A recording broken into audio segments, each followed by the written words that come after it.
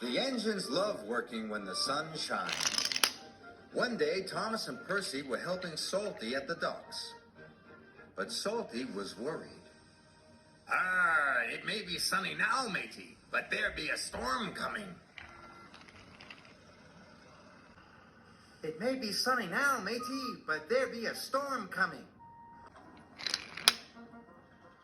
There be a fierce storm on the way, Captain, peeped Percy. Salty knew they were making fun of him. He felt sad. Later, Sir Topham Hatt arrived. I want you to fetch Fergus from the smelter's yard, he said. His driver doesn't know the line. Aye, aye, sir, replied Salty sadly.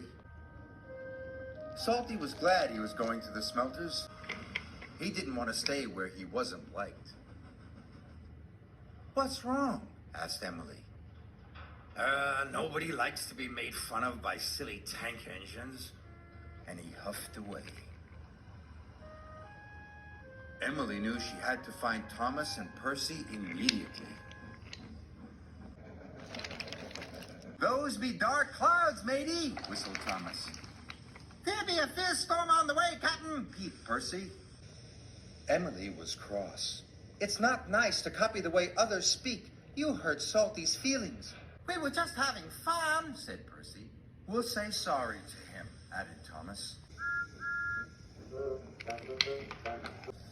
But Salty was nowhere to be found. Thomas and Percy were worried. Fergus was waiting for Salty when he arrived at the smelters. Right on time, congratulated Fergus. Aye, but there's a storm coming, said Salty. We must hurry. Soon they were hooked up and on their way home. Salty was right about the storm. It was a fierce one. The ships at sea depend upon the lighthouse to keep them safely off the rocks. But now there was trouble.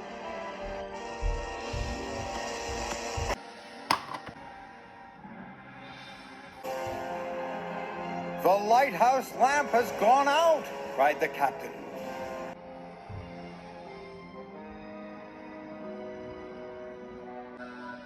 Salty and Fergus were fighting their way through the wind and rain. Then Salty saw a lantern ahead. The lighthouse keeper was waiting for him. Our lighthouse lamp has gone out. Our generator is broken. Salty had an idea. Fergus has a flywheel. It could power the generator. Hurry, shouted the lighthouse keeper. Fergus's flywheel was attached to the generator shaft. Without the lighthouse, the ship was steaming towards the rocks. Fergus was working as fast as he could. Finally, the generator came back to life. The lighthouse beam shone across the stormy sea once more. Just in time! Hard to starboard, matey! Salty's idea had saved the day. Fergus worked hard until first light.